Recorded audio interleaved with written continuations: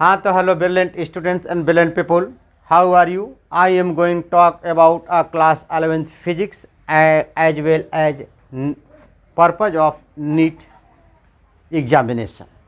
तो इसी के पर्पज से हम चैप्टर लेके आए हैं मैकेनिकल प्रॉपर्टीज ऑफ सॉलिड में। टॉपिक आपका है इलास्टिसिटी। तो इलास्टिसिटी में पढ़ना क्या क्या है, जो चीज़ पढ़ना है आपको, और कॉम्पिटिटिव लेवल में क्वेश्चन आते हैं, सारे क्वेश्चन एक एक करके मैं कराते चलूँगा मेरे प्रिय छात्रों एवं दोस्तों। तो चलते हैं इस इलास्टिसिटी में। सबसे पहले टॉपिक समझते हैं इलास्टिक बॉडी को। तो हम लोग देखते हैं इलास्टिक बॉडी। इलास्टिक बॉडी को समझिए ध्यान से। लिखा हमने definition, a body that returns to its original shape. Elastic body क्या है? किसी भी बॉडी के अंदर खुद की इलास्टिसिटी के कारण वह बॉडी रिटर्न होती है it's original shape and size on the removal of the deforming force is called an elastic body. जैसे सपोर्ट दैट, मान लीजिए ये आपका रिजिड सपोर्ट है, यहाँ पर एक हमने रॉड लिया, वायर लिया जिसका लेंथ क्या है, एल है। इस पर हमने एक डिफॉर्मिंग फोर्स लगाया। डिफॉर्मिंग फोर्स बोले तो एक्सटर्नल फोर्स, डिफॉर्मिंग फोर्स बोले तो आपका क्या होगा, एक्सटर्नल फोर्स होगा। इस एक्सटर्नल फोर्स इसके इलांगेशन यानी लॉन्गिट्यूडनल यानी सरफेस के परपेंडिकुलर हमने क्या किया, इस वायर को डिफॉर्मिंग फोर्स लगाया, एक्सटर्नल फोर्स लगाया, जिसके कारण ये खुद की इलास्टिसिटी के कारण इस पर एक इसी सरफेस के परपेंडिकुलर एक क्या लग गया, आपका रिस्टोरिंग फोर्स लग गया। यह रिस्टोरिंग फोर्स क्या करेगा, बॉडी को अपने ओरिजिन शेप और साइज पर लाने की कोशिश करेगा। जैसे कि आप देख सकते हैं, a body that returns to its original shape and size on the removal of the deforming force. Deforming force को रिमूव करना चाहेगा कौन, ये रिस्टोरिंग फोर्स। कौन रिमूव करना चाहेगा, तो ये restoring force is called on elastic body. यानी इस बॉडी के अंदर खुद की इलास्टिक के कारण यह डिफॉर्मिंग फोर्स को क्या करना चाहेगा, रिमूव करना चाहेगा, जिसे आप क्या कहेंगे, इलास्टिक बॉडी कहेंगे। अब ध्यान समझिए, deforming force, deforming force EFE को बोलेंगे, जिससे आप एक्सटर्नल फोर्स, जिससे आप अप्लाइड फोर्स लगा रहे हैं, उसी को हम लोग कहेंगे डिफॉर्मिंग फोर्स। ये क्या कर रहा है, अ फोर्स दैट चेंजेज और tends to change the shape size और बोथ ऑफ एन ऑब्जेक्ट। यानी जब इस पर डिफॉर्मिंग फोर्स लगाया जाएगा किसी भी बॉडी को, जैसे हमारी इस अंगुली पर हमने डिफॉर्मिंग फोर्स लगाया, डिफॉर्मिंग फोर्स लगाया तो अपना पोजीशन क्या किया, पहले ये था, अपना पोजीशन क्या किया, चेंज किया। इसी को आप बोलेंगे डिफॉर्मिंग फोर्स। देखिए ध्यान से, deforming force a force that change or tends to change the shape, size or both of an object। इसको सॉरी, डिफॉर्मिंग फोर्स लगाने के कारण कोई भी बॉडी अपना शेप और साइज अगर चेंज करती है तो उसी को बोलेंगे डिफॉर्मिंग फोर्स। अब व्हाट इज इलास्टिसिटी? तो इलास्टिसिटी आप क्या कह सकते हैं, the property of a body to regains its original configuration. Original configuration मतलब अपने इनिशियल अवस्था में आने की कोशिश करेगी। क्या, कैसे आएगी, after removal the deforming force. यानी डिफॉर्मिंग फोर्स को रिमूव करके खुद के इलास्टिसिटी के कारण रिस्टोरिंग फोर्स लगेगा उस बॉडी पर, जिसके कारण रिस्टोरिंग फोर्स उस बॉडी को क्या करना चाहेगा, अपने ओरिजिनल शेप और साइज पर लाने की कोशिश करेगा। जैसे सपोर्ट दैट, मान लीजिए आपके पास ये एक का जो है कि एक हमने कापर या आयरन या जो भी है, एक हमने ले लिया, एक स्टील का एक स्केल ले लिया। अब इस स्केल को आप ऐसे अप्लाइड फोर्स लगा रहे हैं। अप्लाइड फोर्स का मतलब डिफॉर्मिंग फोर्स लगा रहे हैं, तो अपने और लगा कर छोड़ देंगे तो देखिए ये अपने इलास्टिसिटी के कारण कहाँ जाना चाहेगा, अपने ओरिजिनल पोजीशन पर जाना चाहेगा। आई बात समझ में? यानी इस तरह से इसको जो अपने ओरिजिनल पोजीशन पर लाना चाहता है तो वह डिफॉर्मिंग फोर्स को रिमूव करना चाहेगा। डिफॉर्मिंग फोर्स को रिमूव करके अपने ओरिजिनल पोजीशन पर आ जाए तो वह क्यों आएगा, क्योंकि खुद की इलास्टिसिटी के कारण वह रिस्टोरिंग फोर्स लगाएगा और वह डिफॉर्मिंग फोर्स को रिमूव करना चाहेगा। बात समझ में आ रहा है ना? देखिए यहाँ पर elasticity, the property of a body to regains its original configuration, to regains its original configuration after removal of deforming force. Deforming force को हटाकर up to its elastic limit, खुद की इलास्टिक लिमिट के कारण वो अपने ओरिजिनल कॉन्फ़िगरेशन यानी original position पर लाना की कोशिश करेगा। इस प्रोसेस को हम बोलते हैं elasticity.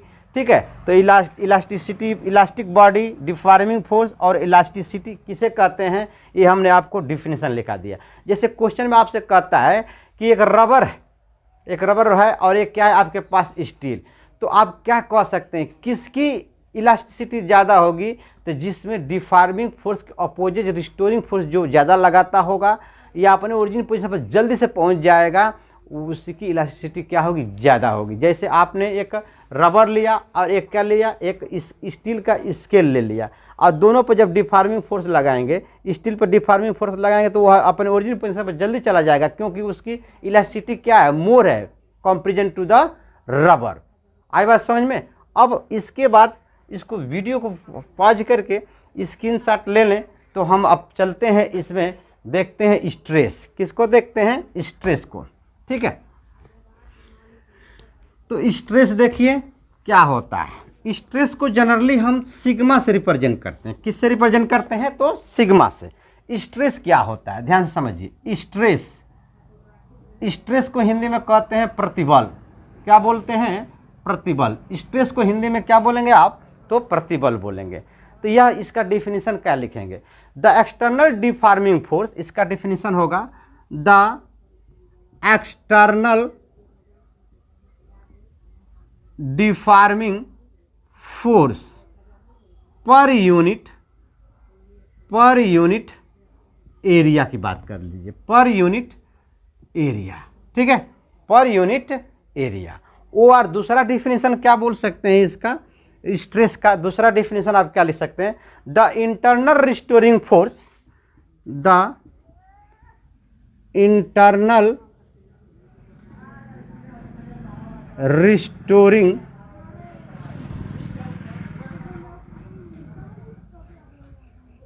Force. Internal restoring force को आप क्या कह सकते हैं, इंटरनल रिस्टोरिंग फोर्स को मतलब डिफॉर्मिंग फोर्स के अपोजिट लगता है। कैसा लगता है, डिफॉर्मिंग फोर्स के अपोजिट। तो the internal restoring force per unit cross sectional area, per unit cross sectional area are known as stress, are called stress, is called stress. जैसे सपोर्ट दैट, ये आपका क्या है, रिजिड सपोर्ट है, इससे एक वायर है। ठीक है, ये वायर है, वायर का क्रॉस सेक्शनल ये एरिया है।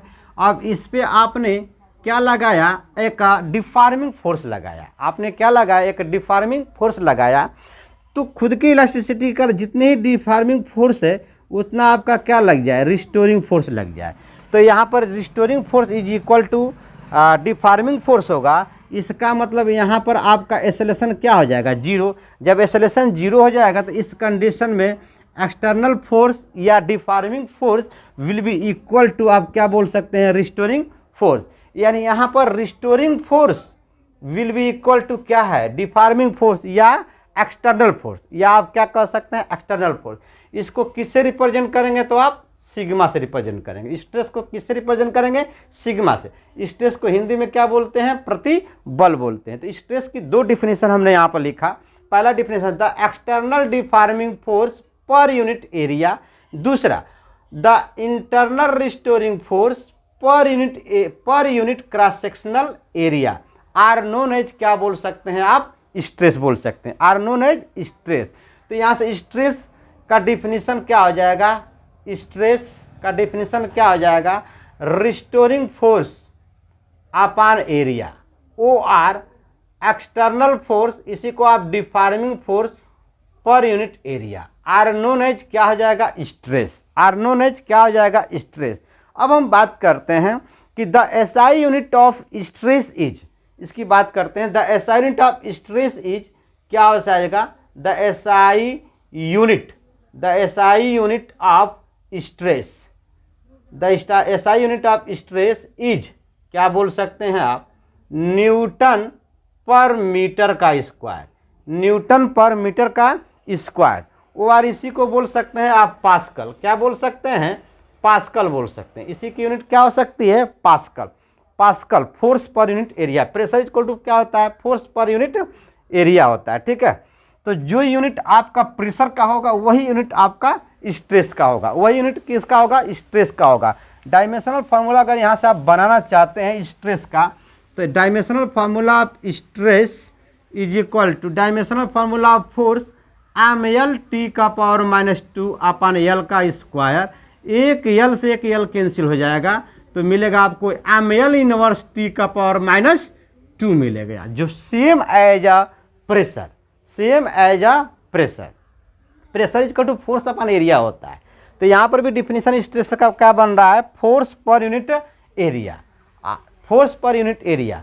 तो इस फोर्स को क्या नाम देंगे आप? या तो deforming force per unit area, या आप क्या कह सकते हैं? Restoring force per unit area. तो रिस्टोरिंग फोर्स खुद की इलास्टिसिटी के कारण उसके अंदर ही प्रोड्यूस होती है, बॉडी के अंदर, इलास्टिक बॉडी के अंदर ही। ठीक है ना।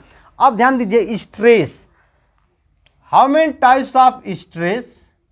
तो आप क्या बोलेंगे? There are 3 types of stress. कितने टाइप्स के होते हैं? 3 टाइप्स के होते हैं। कितने टाइप्स के? 3 टाइप्स के। स्ट्रेस कितने टाइप्स का होगा आपका? 3 टाइप्स का होगा। फर्स्ट आप बोल सकते हैं लॉन्गिट्यूडनल स्ट्रेस। क्या बोलेंगे? लॉन्गिट्यूडनल स्ट्रेस बोलेंगे। ठीक है, लॉन्गिट्यूडनल स्ट्रेस। दूसरा आपका होगा शेयरिंग स्ट्रेस, शेयरिंग स्ट्रेस। दूसरा आप बोलेंगे शेयरिंग स्ट्रेस बोलेंगे। क्या बोलेंगे? Sharing stress. दूसरा क्या है? Sharing stress. शेयरिंग स्ट्रेस का दूसरा नाम है टेंजेंशियल स्ट्रेस। OR क्या है? टेंजेंशियल स्ट्रेस इसी का नाम है। दूसरा नाम है इसी का tangential stress. How many types of stress? There are 3 types of stress. First is a longitudinal stress, second is a shearing stress और टेंजेंशियल स्ट्रेस। थर्ड आपका है वॉल्यूमेट्रिक स्ट्रेस। वॉल्यूमेट्रिक क्या है? स्ट्रेस है, वॉल्यूमेट्रिक स्ट्रेस। थर्ड क्या है आपका? Volumetric stress है। ठीक है, volumetric stress OR volume stress. किसी बुक में लिखता है OR volume stress, volume AM है, वॉल्यूम स्ट्रेस। ठीक है, तो ये हमने बताया आपको, स्ट्रेस का डेफिनेशन बताया, उसके यूनिट बताया, डायमेंशनल फार्मूला बताया, फिर हमने बताया types of stress. The types of stress, there are 3 types of stress. First is a longitudinal stress, second is shearing stress और टेंजेंशियल स्ट्रेस, थर्ड क्या है? वॉल्यूमेट्रिक स्ट्रेस और वॉल्यूम स्ट्रेस। ठीक है, तो सबसे पहले हम लोग देखते हैं किसका डेफिनेशन। पहले देखते हैं लॉन्गिट्यूडनल स्ट्रेस की बात करते हैं, उसके बाद बात करेंगे शेयरिंग स्ट्रेस और टेंजेंशियल स्ट्रेस। थर्ड में होगा आपका वॉल्यूमेट्रिक स्ट्रेस। और इनको स्ट्रेस पढ़ाने के बाद आपको हम टाइप्स ऑफ स्ट्रेस आएंगे।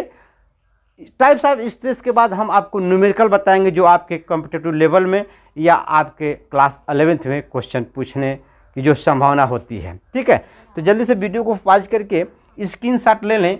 तो हम इसको डिलीट करता हूं और हम बताता हूं आपको कि लॉन्गिट्यूडनल स्ट्रेस को कैसे डिफाइन करेंगे। ठीक है, आइए, उम्मीद करता हूं स्क्रीनशॉट ले लिए होंगे या वीडियो को पॉज करके आप नोट कर लिए होंगे। चलते हैं, देखते हैं हम लोग लॉन्गिट्यूडनल स्ट्रेस। फर्स्ट देखते हैं लॉन्गिट्यूडनल स्ट्रेस। ठीक है, types of longitudinal stress, there are 3 types of longitudinal stress. First is types of stress, there are 3 types of stress. First हमने क्या बताया? Longitudinal stress. सेकेंड क्या बताया? Sharing stress. थर्ड क्या बताया आपको? Volumetric stress. तो फर्स्ट देखते हैं हम लोग लॉन्गिट्यूडनल स्ट्रेस। क्या देखते हैं? First longitudinal stress. Longitudinal stress का मतलब देखिए, ये जो स्ट्रेस इसमें लगेगा, इसमें जो डिफॉर्मिंग फोर्स लगेगा वह लेंथ के एलांग लगेगा। किसके एलांग लगेगा? लेंथ के एलांग लगेगा। लेंथ यहाँ पर क्या करता है? इंक्रीज करता है। लेंथ यहाँ पर क्या करता है आपका? तो इंक्रीज करता है। ठीक है, लेंथ क्या करेगा आपका? इंक्रीज करेगा। लेंथ इंक्रीज भी करेगा और डिक्रीज भी करेगा, लेकिन लेंथ के एलांग, रॉड के या वायर के कैसे लेंथ इंक्रीज करेगा? या तो परपेंडिकुलर इंक्रीज करे या परपेंडिकुलर डिक्रीज करे, यानी लेंथ के एलांग इंक्रीज कर सकता है और डिक्रीज कर सकता है, यानी लेंथ आपका इंक्रीज भी कर सकता है और क्या कर सकता है, डिक्रीज भी कर सकता है। इसका मतलब types of longitudinal stress there are two types. First हो जाएगा आपका टेंसाइल स्ट्रेस, फर्स्ट क्या हो जाएगा, टेंसाइल स्ट्रेस हो जाएगा, और सेकेंड क्या हो जाएगा, कंप्रेसिव स्ट्रेस। सेकेंड क्या हो जाएगा, कंप्रेसिव स्ट्रेस हो जाएगा। क्या हो जाएगा, कंप्रेसिव स्ट्रेस हो जाएगा। लॉन्गिट्यूडनल स्ट्रेस भी दो टाइप्स के होते हैं, पहला टेंसाइल स्ट्रेस, दूसरा कंप्रेसिव स्ट्रेस। टेंसाइल स्ट्रेस में क्या होता है, इसमें टेंसाइल स्ट्रेस में आपका जो लेंथ है वह क्या करेगा, तो इंक्रीज करेगा, और कंप्रेसिव यानी कंप्रेसिव स्ट्रेस में आपका लेंथ क्या करेगा, डिक्रीज करेगा। लेंथ क्या करेगा, तो आपका लेंथ डिक्रीज करेगा। इतनी बात समझ में आया, आगे बढ़ता हूँ। देखिए लॉन्गिट्यूडनल स्ट्रेस का दूसरा नाम है नॉर्मल स्ट्रेस। क्या नाम है, नॉर्मल स्ट्रेस। क्या नाम है, नॉर्मल स्ट्रेस नाम है। क्या नाम है, तो नॉर्मल स्ट्रेस नाम है। किसका, लॉन्गिट्यूडनल स्ट्रेस का दूसरा नाम है नॉर्मल स्ट्रेस। अब इसका डिफिनीशन अगर लिखना होगा तो कैसे लिखेंगे, कहेंगे कि द रिस्टोरिंग फोर्स का मतलब अपने तरफ खींचेगा, डिफॉर्मिंग फोर्स का अपोजिट करेगा रिस्टोरिंग फोर्स। तो the restoring force per unit area perpendicular to the surface of the body, यानी इसमें जो फोर्स आपका लगेगा, रिस्टोरिंग फोर्स लगेगा या जो डिफॉर्मिंग फोर्स लगेगा, वह सरफेस एरिया के परपेंडिकुलर लगेगा। सरफेस एरिया क्या लगेगा, परपेंडिकुलर। जैसे हम समझ जाते हैं आपको टेंसाइल स्ट्रेस को, जैसे सपोर्ट दैट, इधर हमने लाइन ड्रा कर लिया, ठीक है, ध्यान से समझिए। और ये एक बॉडी है, ध्यान से समझिए, ये एक रॉड लिया हमने, ठीक, इस रॉड का लेंथ कैपिटल एल है, रॉड का लेंथ क्या है, कैपिटल एल है, ठीक है। अब ध्यान से समझिए, टेंसाइल स्ट्रेस को बता रहा हूँ, किसको बता रहा हूँ, हम टेंसाइल स्ट्रेस को बता रहा हूँ। तो इस टेंसाइल स्ट्रेस पर जब आपने डिफॉर्मिंग फोर्स लगाया या रिस्टोरिंग फोर्स लगाया, क्या लगाया, रिस्टोरिंग फोर्स।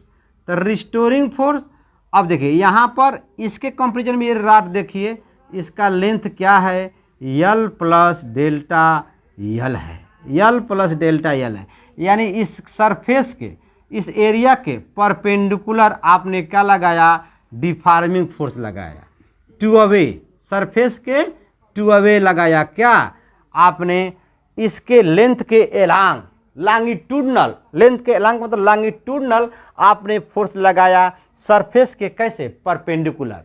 तो यहाँ पर परपेंडिकुलर आपने जब लगाएंगे, यानी दोनों एंड से आप क्या करेंगे, इसको खींचेंगे, तो इसका लेंथ क्या करेगा, चेंज होगा, यानी ओरिजिनल लेंथ से, क्या ओरिजिनल लेंथ क्या है, एल, अब लेंथ कितना हो जा रहा है, डिफॉर्मिंग फोर्स लगाने पर एल प्लस डेल्टा एल हो जा रहा है, एल प्लस डेल्टा एल हो जा रहा है। तो इस केस में देखिए लेंथ क्या कर रही है, इंक्रीज कर रही है, लेंथ क्या कर रही है, इंक्रीज कर रही है। लेकिन यहीं पर आप देखिए रिस्टोरिंग फोर्स जो है, ये रिस्टोरिंग फोर्स इसका अपोजिट करेगा, ये इधर लगेगा, ये रिस्टोरिंग फोर्स, यहाँ पर देखिए यह रिस्टोरिंग फोर्स है, यह क्या, डिफॉर्मिंग फोर्स। ये देखिए रिस्टोरिंग फोर्स एक दूसरे के टुवर्ड्स हो रही हैं, तो देखिए रिस्टोरिंग फोर्स एक दूसरे के टुवर्ड्स और डिफॉर्मिंग फोर्स एक दूसरे के अपोजिट लगता हो, तो उस कंडीशन को हम क्या बोलेंगे, टेंसाइल स्ट्रेस बोलेंगे। टेंसाइल स्ट्रेस में लेंथ क्या करेगी, ऑलवेज इंक्रीज करेगी, लेंथ क्या करेगी, ऑलवेज इंक्रीज करेगी। यानी tensile stress is defined as the restoring force और deforming force acting per unit area perpendicular to the cross section of the body, perpendicular to the cross section of the body. ये body है ना, इसके कैसे लग रहा है, perpendicular, यानी सरफेस के कैसे लग रहा है, डिफॉर्मिंग फोर्स परपेंडिकुलर। आप रिस्टोरिंग फोर्स भी देखेंगे तो इस सरफेस के क्या लग रहा है, परपेंडिकुलर डाउनवर्ड लग रहा है। बात समझ में आ रहा है। लेकिन अब देखिए कंप्रेसिव स्ट्रेस में क्या होगा, ये डिफॉर्मिंग फोर्स एक दूसरे के अपोजिट लगेगा, कंप्रेस करेंगे। जैसे वॉल्यूम को आप दोनों तरफ से जब कंप्रेस करते हैं तो वॉल्यूम का साइज दूसरे और क्या होता है, चेंज होता है। तो कंप्रेसिव स्ट्रेस में मान लीजिए ये देखिए, ये आपका ये रॉड है, ये क्या है, आपका रॉड है, ध्यान से समझिए, ये रॉड हो गया, ठीक। ये रॉड है, इसका लेंथ क्या है, एल है, इसका लेंथ आपने क्या माना, एल।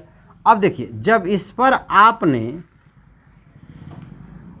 डिफॉर्मिंग फोर्स लगाया, क्या लगाया आपने, डिफॉर्मिंग फोर्स लगाया, यानी एफ ही इधर हो गया, इसमें भी एफ ही क्या हो गया, इधर हो गया।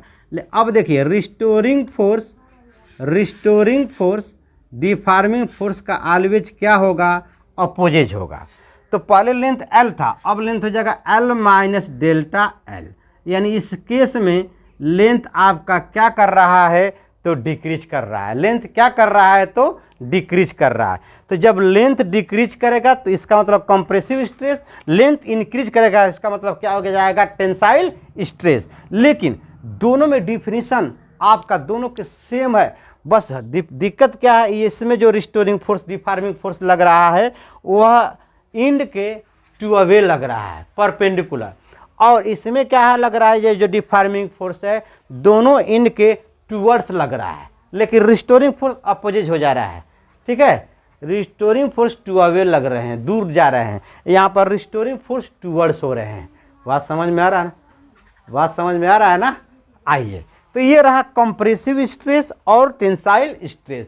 ध्यान समझिए, the restoring force per unit area perpendicular to the surface of the body. देखिए परपेंडिकुलर, सरफेस के परपेंडिकुलर लग रहा है, सरफेस के परपेंडिकुलर, यहाँ भी सरफेस के परपेंडिकुलर लग रहा है, लेकिन दिक्कत क्या है, ये दोनों रिस्टोरिंग फोर्स एक दूसरे के अपोजिट है, लेकिन डिफॉर्मिंग फोर्स एक दूसरे के क्या है, टूवर्ड्स है। यहाँ पर डिफॉर्मिंग फोर्स एक दूसरे के अपोजिट है और रिस्टोरिंग फोर्स एक दूसरे के क्या है, टूवर्ड्स है। Deforming force to away, restoring force towards, deforming force to away, restoring force to away.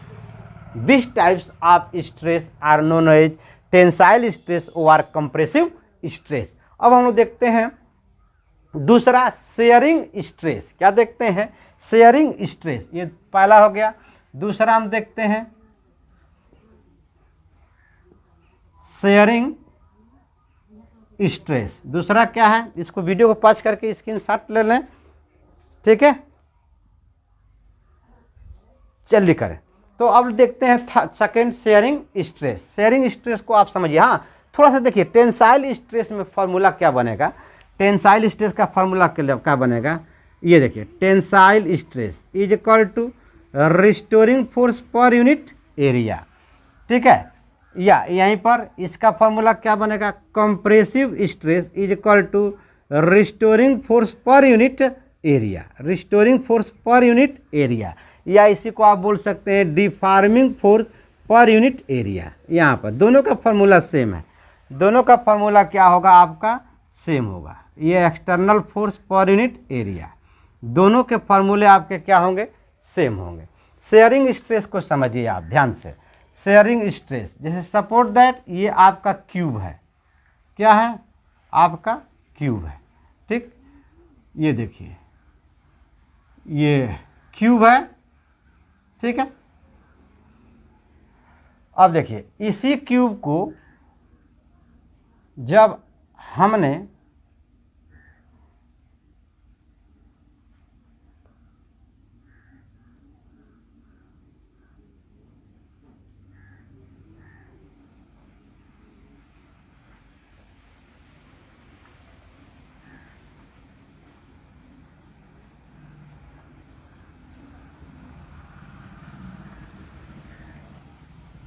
ये देखिए, ये एक्स है, एक्स डिस्टेंस, और ये क्या है, इसका लेंथ है, इसको आप क्या मानेंगे, थीटा, इसको क्या मानेंगे, थीटा।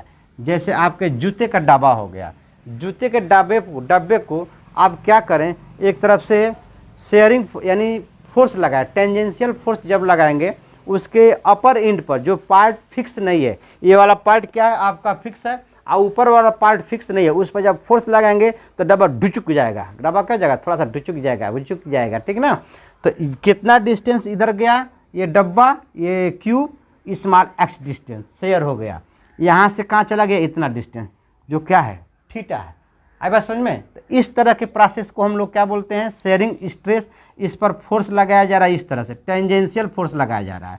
तो इसके लिए फॉर्मूला हो जाएगा क्या हो जाएगा, एफ टी अपान ए हो जाएगा। क्या हो जाएगा, एफ टी अपान ए हो जाएगा। क्या हो जाएगा, एफ टी अपान ए हो जाएगा। ठीक है, उसके बाद हम लोग देखते हैं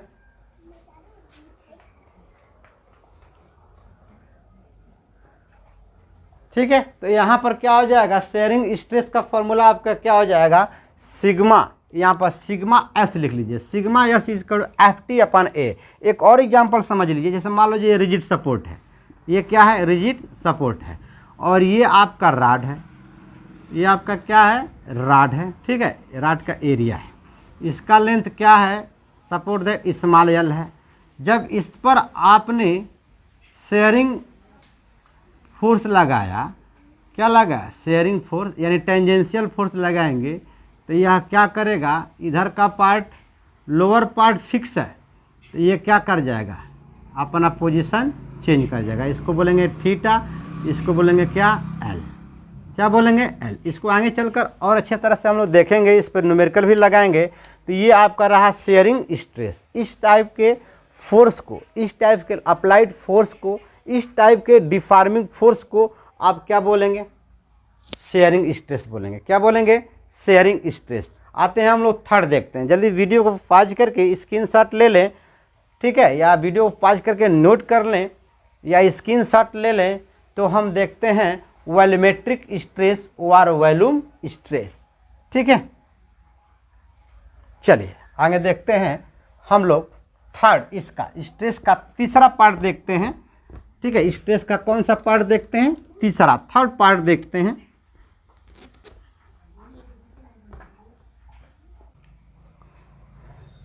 तो थर्ड पॉइंट क्या है आपका, वॉल्यूमेट्रिक स्ट्रेस और वॉल्यूम स्ट्रेस। ध्यान दीजिए, इसके बारे में कैसे समझेंगे आप। When a object is immerse in a fluid और ब्रैकेट में आप लिख सकते हैं लिक्विड और gas, the fluid exerts force on the surface of the object as show in the figure. जब किसी ऑब्जेक्ट को आप इमर्ज करते हैं लिक्विड में या गैस में या फ्लूइड में, तो जब इमर्ज करते हैं तो उसकी शेप और साइज क्या होती है, चेंज होती है। किस फॉर्म में, वॉल्यूम के फॉर्म में। जैसे सपोर्ट दैट ये हमने एक स्फीयर लिया, यहाँ पे एक क्या लिया, क्यूब। ये कहाँ है, बॉडी दोनों जो है आउटसाइड द फ्लूइड है। बॉडी दोनों क्या है, आउटसाइड द फ्लूइड, यानी फ्लूइड के बाहर है, लिक्विड के बाहर है या गैस के बाहर है। जब इन दोनों बॉडी को हमने इमर्ज किया, किस में, इन अ फ्लूइड में जब इमर्ज किया या लिक्विड में इमर्ज किया या गैस में जब इमर्ज किया, तो यह क्या किया, इस पर डिफॉर्मिंग फोर्स लगाया। ये फोर्स लग जाने के कारण या लिक्विड द्वारा या फ्लूइड द्वारा या आपके गैस द्वारा डिफॉर्मिंग फोर्स लगने के कारण इसकी वॉल्यूम क्या हो गई, चेंज हो गई। वॉल्यूम क्या हो गया, चेंज हो गया। पहले वॉल्यूम क्या था, वी नॉट, अब वॉल्यूम क्या हो गया, वी। ठीक है, यहाँ पर देखिए, यहाँ पर आपने जब फ्लूइड के अंदर डाला आपने इसको, तो देखिए जब फ्लूइड के अंदर ये इमर्ज हुआ तो फ्लूइड द्वारा आउटर साइड, चारों तरफ से फ्लूइड द्वारा इस बॉडी पर क्या लगा, एक डिफॉर्मिंग फोर्स लगा, एक एक्सटर्नल फोर्स लगा, जिसके कारण इसकी शेप और साइज वॉल्यूम के फॉर्म में क्या हो गई, चेंज हो गई, जिसका वॉल्यूम क्या हो गया, वी हो गया। यानी बिफोर इमर्ज द फ्लूइड और लिक्विड और गैस, वॉल्यूम वी नॉट था। जब इसको इमर्ज किया गया, किस में, फ्लूइड में और लिक्विड में व गैस में, जब इमर्ज करेंगे तो इसका शेप और साइज चेंज हो जाएगी। तो किस फॉर्म में, अगर वॉल्यूम के फॉर्म में चेंज होती है तो उसको हम लोग बोलते हैं वॉल्यूमेट्रिक स्ट्रेस या वॉल्यूम स्ट्रेस बोलते हैं। बात समझ में आया, बात समझ में आया कि नहीं आया, बताइए।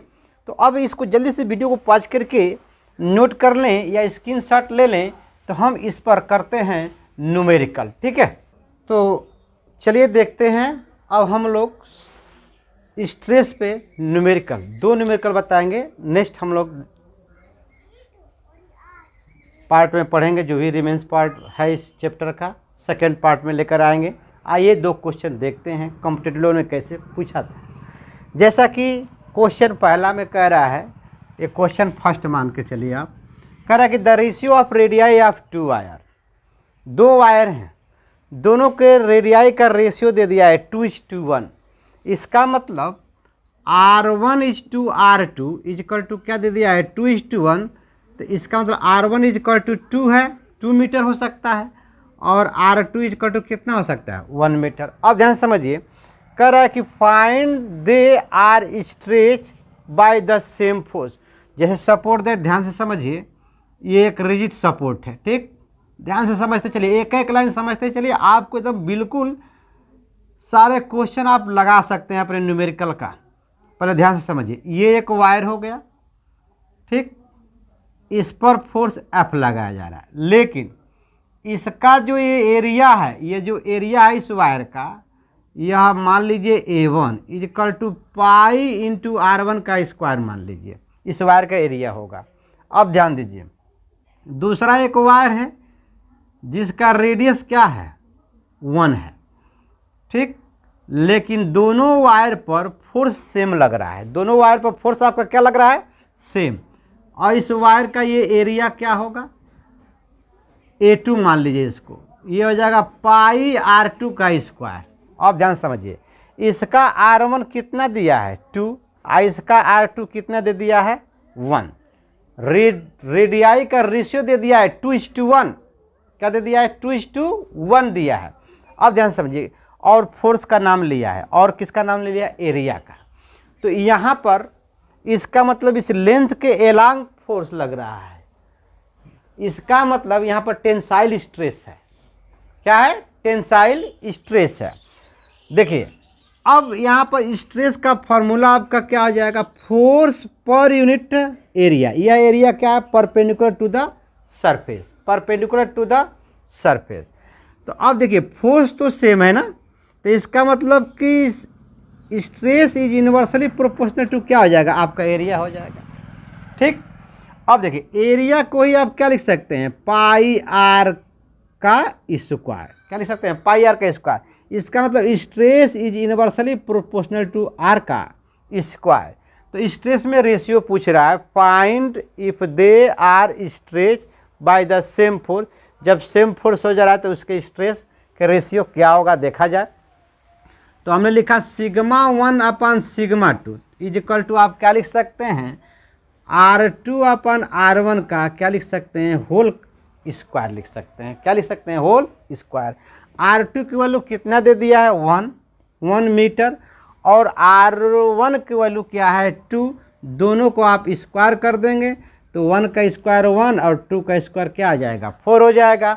इसका मतलब sigma 1 ratio sigma 2 is equal to क्या मिलेगा आपको 1:4 मिलेगा, जो आपको ऑप्शन कौन सा दिखाई दे रहा है, तो ऑप्शन सी दिखाई दे रहा है, ठीक है, ऑप्शन सी दिखाई दे रहा है। अब सेकेंड क्वेश्चन देखिए समझिए, सेकेंड क्वेश्चन में क्या कह रहा है, ये दूसरा क्वेश्चन है, दूसरा क्वेश्चन में कह रहा है आपका कि the breaking stress of a metal wire is 2.4 pi 2.4 by pi into 10⁹ newton per metre का स्क्वायर। उसके बाद कह रहा है कि the minimum radius of the wire, the minimum radius of the wire is used if it is not to break. कहने का मतलब ये है कि क्वेश्चन में कह रहा फिगर दिया as show in the figure, यहाँ पर नोट कर सकते हैं as show in the below figure. आप ध्यान समझिए, तो ये वायर है, ये क्या है आपका वायर है, तो वायर कैसा होता है ऑलवेज सिलेंडर होता है, वायर कैसा होता है तो ऑलवेज सिलेंडर होता है। अब देखिए इसमें लॉ ऑफ मोशन में हम इस पुली का फॉर्मूला भी बताया था, मेंटॉन मेथड भी आप इसको कह सकते हैं। यहाँ पर बताइए 3 × G लगेगा, इधर क्या लगेगा 2 × G लगेगा, ये बॉडी इस बॉडी से ग्रेटर है तो यह बॉडी एक्सेलरेट होगी इधर, इसका मतलब ये मास जो है इस पर टेंशन पैदा करेगा, बताइए, और यही बॉडी इस बॉडी को इधर स्लाइड कर रही है तो इधर टेंशन ऊपर लगेगा, बताइए। तो जब आप फॉर्मूला बनाएंगे क्या बनाएंगे 3G - T = 3 × A, दूसरा इक्वेशन लेंगे T - 2G = 2 × A, तो इससे फार्मूला बन के आएगा टेंशन का T is equal to 2m1m2 upon m1 plus m2 into क्या बन जाएगा, g बन जाएगा। ठीक, तो पहले टेंशन हम लोग निकाल सकते हैं। 2m1 कितना है 2, m2 कितना है 3 और 2 प्लस 3 यहाँ पर हो जाएगा g की वैल्यू 10, यानी 2 3 जा 6, 2 3 जा 6, 6 2 जा 12 हो जाएगा। तो यहाँ हो जाएगा 12 इंटू 10, आइए कितना हो जाएगा 3 2 5। तो इसको आप कटाएंगे तो कितना आ जाएगा 2, यानी ये कितना आ जाएगा 24 न्यूटन हो जाएगा। कितना हो जाएगा 24 न्यूटन। इसमें टेंशन हुआ, यही किसके इक्वल हो जाएगा, अप्लाइड फोर्स के इक्वल हो जाएगा। अब ध्यान से समझिए, क्वेश्चन में आपको क्या कह रहा है, क्वेश्चन में आपको कह रहा है कि breaking stress of a metal wire, इतना स्ट्रेस लगाया जा रहा है। ठीक, तो कह रहा है कि इस वायर का रेडियस, इस वायर का रेडियस आप कितना से कितना कम करेंगे कि वह ब्रेक ना हो, यानी टूटे ना। समझ में आ रहा है? तो ध्यान से समझिए, सिग्मा, सिग्मा यहाँ पर लिखता हूँ breaking, sigma breaking, sigma breaking की वैल्यू दे दिया है 2.4 by pi into 10⁹ newton per metre का स्क्वायर दे दिया है।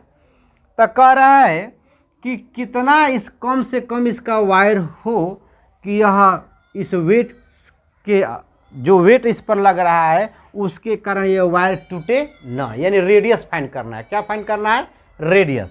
इसका मतलब ये जो आपका ये जो सिग्मा है, इसका स्ट्रेस इस ब्रेकिंग स्ट्रेस से कितना कम होगा कि यह वायर टूटे ना, यह वायर टूटे ना। आगे बढ़े, आगे बढ़ा जाए। अब देखिए, ये sigma, sigma is equal to होता है फोर्स पर यूनिट एरिया, तो फोर्स की जगह पर ये टेंशन ले लेंगे, tension per unit area, area is less than or equal to sigma breaking, sigma breaking हमने ले लिया। ध्यान समझिए, सिग्मा ब्रेकिंग लिया। अब एरिया दिया नहीं है तो यहाँ से लिखा है पाई आर स्क्वायर एरिया। भाई वैसे भी वायर जो भी है, वायर तो हमेशा सिलेंडर जैसा होता है, तो सिलेंडर के लिए एरिया क्या हो जाएगा, पाई आर का स्क्वायर। तो टी अपन पाई आर का square is less than or equal to, इसका वैल्यू रखिए 2.4 बाई पाई इंटू 10⁹। ठीक है, अब पाई से पाई क्या हो जाएगा, कैंसिल हो जाएगा। टी की वैल्यू क्या है 24, देखिए यहाँ पर निकाल चुका हूँ। 24 अपन क्या हो गया, आर का square is less than or equal to 2.4 को हटा दीजिए, पॉइंट हटा दीजिए, 10⁹ और नीचे क्या हो जाएगा आपका 10 हो जाएगा। नीचे क्या हो जाएगा आपका 10। 24 से 24 कैंसिल हो जाएगा, ये ऊपर जाएगा तो क्या हो जाएगा 10⁸ हो जाएगा। ये 1 अपन क्या हो गया आर का स्क्वायर। ध्यान से समझिए, गजब का क्वेश्चन है। इसको यहाँ ले जाइए और इसको इधर लाइए, यानी 1/10⁸ is less than or equal to, यहाँ क्या हो गया आर का स्क्वायर। इसको आप लिख सकते हैं 10⁻⁻8 या is less than or equal to R का स्क्वायर। तो ये जब हटाएंगे स्क्वायर रूट बनाएंगे तो 10 कितना जाएगा -4। ये देखिए, इसका मतलब ये हुआ कि आर की वैल्यू, इस आर की वैल्यू इससे अधिक होगी, इससे अधिक होगी तो यह वायर क्या हो जाएगा, ऐसे रेडियस जो है इससे कम होगा, इससे कम, ऐसे मान लीजिए R is less than or equal to 10⁻⁴, यानी आर की वैल्यू 10⁻⁴ मीटर से अगर ज़्यादा हो जाएगी तो यह क्या हो जाएगा बताइए, यह सॉरी 10⁻⁴ से आर की वैल्यू अगर कम हो जाएगी तो यह वायर क्या हो जाएगा, ब्रेक कर जाएगा, यानी टूट जाएगा। तो इसके लिए ऑप्शन कौन सा सही है, तो ऑप्शन सी सही है। ऑप्शन कौन सा सी सही है, तो आपका ऑप्शन सी सही है। ठीक है, कौन सा ऑप्शन सही है, तो ऑप्शन सी सही है। ठीक है, तो मिलते हैं नेक्स्ट लेक्चर में। हम इसको वीडियो को पॉज करके नोट कर लें या स्क्रीनशॉट ले लें। तो नेक्स्ट लेक्चर में हम मिलेंगे स्ट्रेन के साथ। किसके साथ, पार्ट सेकेंड में स्ट्रेन के साथ मिलेंगे। स्ट्रेन को किससे रिप्रेजेंट करते हैं, तो ये ई से रिप्रेजेंट करते हैं, कर्स ई है। ठीक है, आज बात समझे, समेशन भी कोई बोलता है। तो आज की कहानी रही केवल आपका स्ट्रेस का। It's okay, bye, thanks.